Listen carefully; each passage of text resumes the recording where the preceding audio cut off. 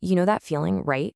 You're on a roller coaster and you hear that click, click, click as it climbs that first massive hill. Your heart's pounding and there's that moment of pure silence right at the very top, just before the big drop. Well, that whole thrill ride isn't magic. It's pure, awesome physics. And today we're going to pull back the curtain and see exactly how it works. I mean, seriously, think about it.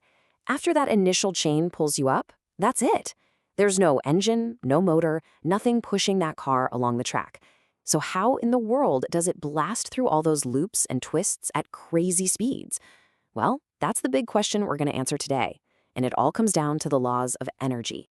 So, to solve this roller coaster riddle, we've got to get to know the two main types of energy that are basically running the whole show. They're constantly trading places, and this amazing back and forth that makes the whole ride possible.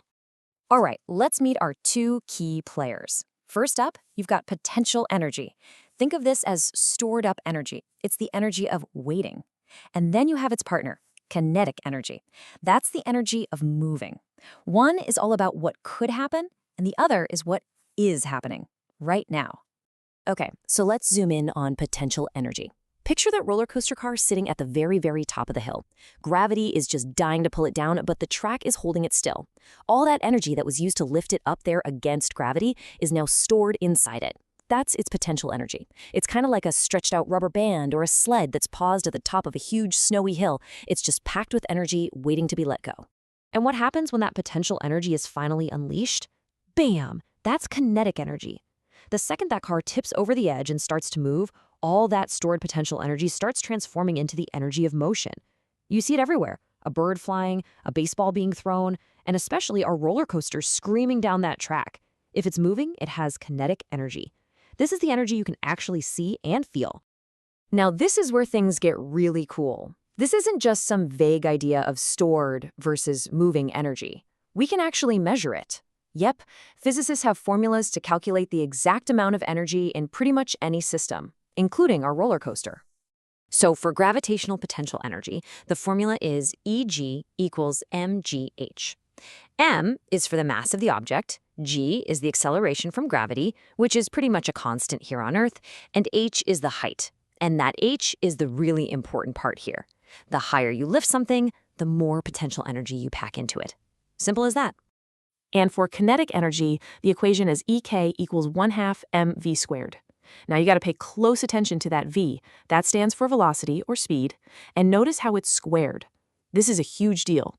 It means that if you double a roller coaster speed, you don't just get double the kinetic energy, you actually get 4 times the energy. Speed has this massive, super powerful effect on the energy of motion. So let's just do a quick rundown of those letters we just saw. M is mass, which we measure in kilograms. G is that constant pull from gravity. H is the height in meters, and V is the velocity, or speed, in meters per second. These are the basic building blocks we need to figure out all this energy. And we measure all this energy in a unit called the joule. So what on earth is a joule? Well, to give you a feel for it, think about lifting an apple about 3 feet off the ground. The amount of energy that takes, that's about 1 joule. So let's put it all together. Let's say we have a 1,000 kilogram roller coaster car. That's about the weight of a small car, and it's moving at 20 meters per second, which is roughly 45 miles per hour. If we plug that into our kinetic energy formula, we get 200,000 joules. That's the same amount of energy it would take to lift 200,000 apples 3 feet in the air all at the same time. And all of that incredible energy came from just lifting the car up that first hill. So we've got these two different kinds of energy. But here's the real secret of the roller coaster. It doesn't just create energy out of nowhere. The whole trick is that it's a master at converting energy from one type to another. It's all about this great energy trade-off. Okay, check this out. At the very tippy top of that first huge hill, the car basically stops for a split second. And as you can see here, at that moment, 100% of its energy is potential energy. It's at its maximum height, so it has maximum potential. But since it's not moving, it has 0 kinetic energy. And then, whoosh, it dives down the hill. Gravity takes all that stored potential energy and starts turning it into motion. By the time the car hits the very bottom of the hill, its height is basically 0, but it's going as fast as it possibly can. All that potential energy has been swapped for 100% kinetic energy. This whole process, this whole trade-off, is governed by one of the most important rules in all of physics, the law of conservation of energy. It's super simple, but super powerful. It just says that energy can't be made out of thin air, and it can't be destroyed. The total amount of energy in a system always stays the same. It just changes its costume. But of course, the ride doesn't just end at the bottom of the first hill, right? This energy conversion isn't just a one-time thing. It's this continuous, non-stop journey that just keeps repeating itself all the way through the ride. So as the coaster uses all that speed, all that kinetic energy to start climbing the next hill, it naturally slows down. As its height goes up, its potential energy goes up, but its kinetic energy goes down. Then, once it gets over that hill and starts dropping again, that potential energy gets traded right back into kinetic and it speeds up again. It's this constant dance between the two. Okay, so you might be thinking, wait a minute, if energy is conserved, why does the roller coaster eventually stop? And have you ever noticed that the first hill is always the tallest one? Well, that's because in the real world, we have things like friction and air resistance. Friction between the wheels and the track actually turns some of that useful motion energy into heat.